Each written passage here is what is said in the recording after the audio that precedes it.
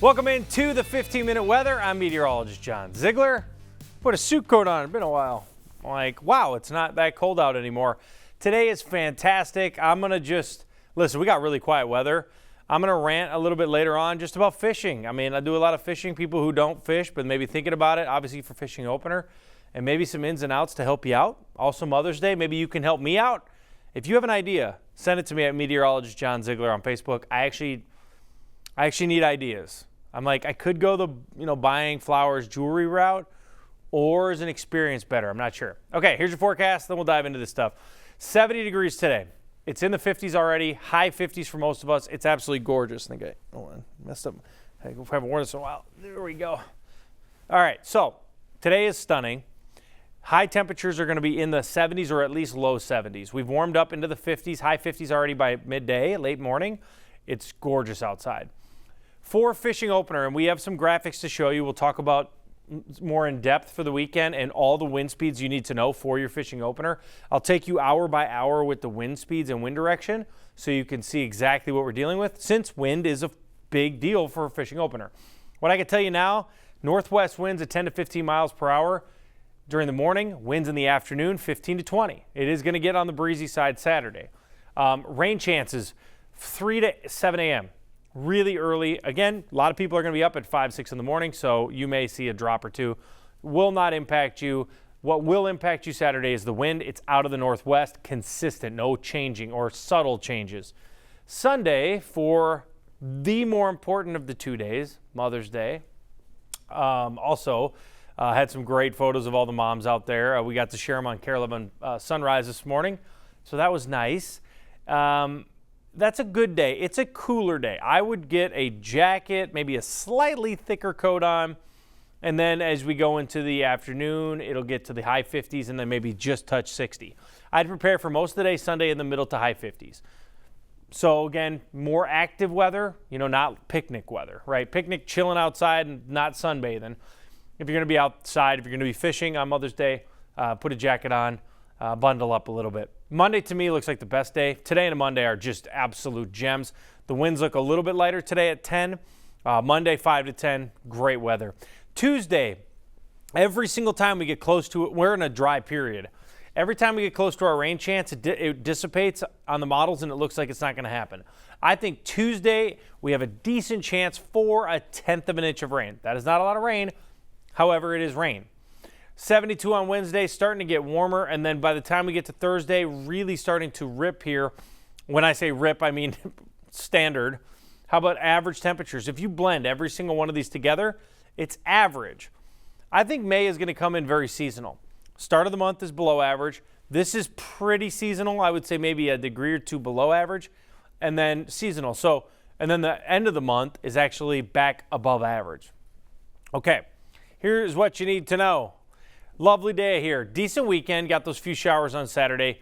And then we get ready for that big trend of weather. I'll put let's do the fishing opener, and then we'll talk about a couple fishing tips. So here's your fishing forecast more in depth. 51 if you're getting out there at 7 a.m. Again, maybe a light jacket. You may want to shed the layers here. Again, how would I dress on the lake? I definitely would wear I'd probably go shorts, sweatshirt, jacket, shed the sweatshirt and jacket if you need to in the afternoon. Wind, the one thing that's nice is it's not really going to change. Always a north component. I have an island that I fish on in Waconia, and you want to stay on that south side, right? Block the wind. So I think that's where I'll probably go. A lot of people go there, but a great fishing weather, 60, 63. Now, the one thing about the water temp is it's way below where it's normally, average is for this time of the year. So the water temperature is not where it normally is. So, okay. What does that mean? That means the fish are slightly deeper. So a couple of tricks for you if you're going to be out there. First off, with the wind, if you're new to boating, if the lake is here, you want to go in on the west side of the lake. So find an access point on the west side if you're new. Obviously, if you're experienced and you want to get the waves, whatever, you can go on the east side. I go on the east side. So a west wind, northwest wind, it's going to be hitting my where I back the boat in. It's tougher. It's tougher to get the boat in, tougher to get the boat out. It just slows the process down. So west side of the lake is going to be more protected with the northwest wind. Couple of baits to throw if you're new to this game. If you're bass fishing, a lot of people are going. You can maybe go shallow for bass fishing, but I would stay slightly deeper on the weed edges, and I would throw a spinnerbait. Spinnerbait, something shiny, works well when there's chop, at least for bass. If you're looking to catch sunfish at this time of the year, if you're like I just want to go out there and catch them, you're gonna have to fish them deeper. I have not seen any sunfish in Waconia in the shallows. None of them. So I go to the shallows just to like test it out for the kids, so we go to this island on Waconia, and we boat in there for like a lunch. We just park the boat. Well, while they're eating, I'm addicted, and I just cast on the dock.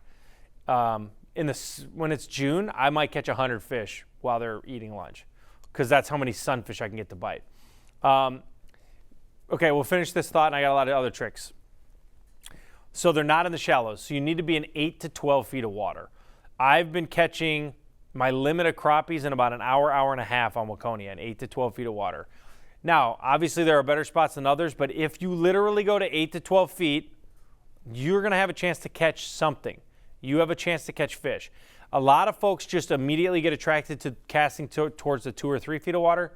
That's not going to work. I'm not saying it won't work. It just probably won't work.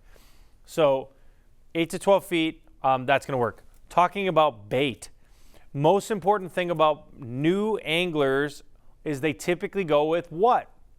Worms. That's the worst way to fish.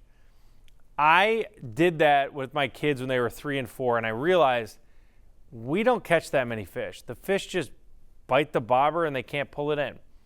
I would rather throw a plastic, so you can buy these little, you can go to any, Fleet Farm, Walmart, whatever. You'll see them. They're just these little, the tubes, plastic tubes. They got a little tail or whatever. And usually it says like crappie something on it. Buy a crappie tube. And you put it on your jig instead of the thing. And how I mainly fish, take the bobber off. The bait is so light that when you cast it out, let it sink for 4 seconds, then just reel like this. This fast, consistent. Maybe pop it a little bit, keep going. So if you get the tube with and the other secret, this is the most important thing, I'm serious. What do I see most anglers do to not catch panfish? They use too large of a jig head or a hook. Most people just put on, they think a hook is a normal hook. Go find the smallest hook you've ever seen in your life and tie it on your line, okay? So if you're struggling catching crappie or sunnies, especially sunnies, smaller the better. Smaller hooks, then they can inhale the hook and not feel it, and you'll catch them every time. What changed my life is when I went to, I think it was a 1/32 from 1/16 ounce. You can get them even lighter, as light as they come. But the hook size, I might have caught twice the amount of fish just changing the hook size. Smaller the better for panfish.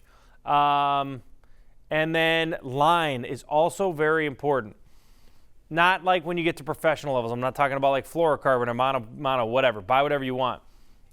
Buy light line with light tackle. The heavier the line goes with, so people think that line, right, bait, so when you're fishing, you see the pound test, and you're like, oh, that's the pound of fish. No. You want to use a 2 to 4 pound test with tiny baits so you can throw the bait further. If you use 8-pound test with a tiny little crappie jig, that bait's going to go 5 feet in front of you. You get it on a 2-pound test on a tiny little ultralight rod, I could throw that thing a mile. With that being said, if you're throwing a bass bait, a larger bait, then you want 10, 12-pound test. The test is for your bait, not for the fish, right? So understand that. And then the rod strength is for the weight of your bait. So a medium-heavy rod, you want to throw a medium-heavy rod with I would throw like a spinnerbait or something larger, a large, a Rapala, something like that, or a big fat jig head that I'm going to pop off the bottom. I'd use a bait caster and a medium heavy. If I'm throwing kind of an in-between little spinner, tiny, like a small one, then you can use a spinning reel for bass, but you'd want a medium action spinning reel. So just start thinking about this stuff. If you're going to go buy tackle or something today, if you're going to do panfish, ultralight rod, 2 pound to 4 pound test, tiny little jigs, and tubes. Don't use worms. If you're going to pick the two, use crappie minnows. So I never get why people use worms anyway. Sunnies will bite crappie minnows. Sunnies will hit that, but the worms, they just nibble it off. Like don't do that to yourself. It'll just drive you crazy, and you'll get bites more, but you'll catch less fish. So there's my 2 cents on fishing opener. I hope that helps. If you do not like fishing, you're like, I'm not going fishing. I'm like, oh, sorry. But I learned all of these things throughout the years, and it took me just kind of learning it, that all this stuff actually matters. And I used to not realize that it actually did matter. All right, so let's keep going. Saturday, isolated AM shower, a bit breezy. We have those winds at northwest at 10 to 15. Now, if you look at the low temps, waking up in the morning, the low is 47. That means you get to start at 50. That's kind of nice for a fishing opener. Now, Mother's Day, if you're going out there early, 42. It's not terrible. It's definitely going to be chilly. It's going to be jackets on weather, and then we'll hit the warming trend next week. Mother's Day, cool and bright. There's going to be a light north breeze throughout the day. The north breeze has been with us almost every day. Let's talk about what's coming next. So here's Saturday. Saturday, I could have put this on here, but it looks like this is more of like a tail. When I call it a tail, it's the low is over here. It's a tail, okay? Low, tail. So that tail, cold front, come on, you're not going to get a lot of rain with that. Where's your moisture coming from? That's not very good. All right, so we continue on. I probably should delete that. Okay, so high pressure comes in Monday. Which day is the best day? Heck yeah, it's Monday. Monday looks fantastic. Continuing on Monday. So here's Sunday. Clear, clear, clear, clear, clear, clear. High pressure Monday. Here comes the low pressure center. Late Monday night and Tuesday. So Monday, you're going to see some increase in clouds, and there's actually a chance for rain. This is more of like a clipper, but it's not what I would call a tail. The actual low is going to come in. So I think Tuesday, there's a decent chance for rain. Monday will be left alone. Monday looks fantastic. Because on the backside of that high, we'll finally get... I've been talking a lot about this. What wind direction do you have here? Oh, look at that. A southeast wind direction. I've been talking all week about this. How do you get rain? Southeast wind direction. How do you do that? A high needs to exit east and a low needs to come in. It could be a clipper, it could be a Colorado low, doesn't matter. Because the clockwise rotation of the high gives you a southeast wind. Well, if you really look at the setup here, you know, if you're able to draw this back, what's going on, what you don't realize, is we finally have moisture coming in. Because this high grabs moisture like this, right? So it's not a lot of moisture, but it starts to grab some moisture and pull it in. So this low is not completely moisture starved. Where when you don't have a high right there, right? We don't have a high here pumping in south. We are really just in this northwest flow right now. There's not really much to it. The wind underneath this is more like southwest, okay? That's more the wind direction now. There's no high pumping in a southeast wind. So because of that southwest wind before the front, that's why you're not getting rain. The southeast wind kind of drives in more consistency. So yeah, I do think Tuesday's got a decent chance. Also, get ready. The second half of the month, warm. Now, when I see this, I think quiet, because the whole, when you get a dome like this, like a dome of high pressure, we're warm, we're mainly dry. I mean, that's really what I think the long-range forecast is. But it'll be nice to get back into the warmth. Back to the 7-day here. 70 degrees on Friday. Here's your fishing opener. Good luck, everyone. Hopefully you enjoyed the nerd out stuff. I don't think that most folks realize the technique that it takes to fish properly. And by the way, I don't actually fish properly. You go to the next level for me, I would say I'm just like an advanced regular angler. You go to like the competitive level, they've got real crank speeds, different. It gets even more finicky.